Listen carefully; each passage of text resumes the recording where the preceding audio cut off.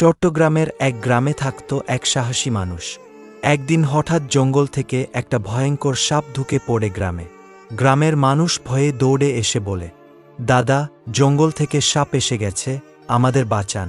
লোকটা রেগে গিয়ে বলে, আমাদের গ্রামে ঢুকে ভয়ে দেখাবে? আমি একে ছাড়ব না।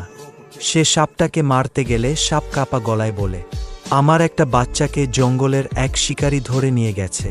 লোকটা একটু ভেবে বলে, ঠিক আছে, আগে তোমার বাচ্চাকে ফিরিয়ে আনি। সে একাই গভীর জঙ্গলে যায়, শিকারীর সাথে লড়াই করে সাপের বাচ্চাটাকে উদ্ধার করে আনে। বাচ্চাটাকে পেয়ে সাপ শান্ত হয়ে যায়। লোকটা বলে, এবার তোমার বাচ্চা নিয়ে জঙ্গলে ফিরে যাও, গ্রামে আর এসো না। সাপ চলে যায়, গ্রাম আবার নিরাপদ হয়ে ওঠে। বন্ধুরা, এমন ভালো আর সাহসী মানুষের কাজের জন্য একটা লাইক তো দিতেই হবে, আর কমেন্ট করতে ভুলিও না।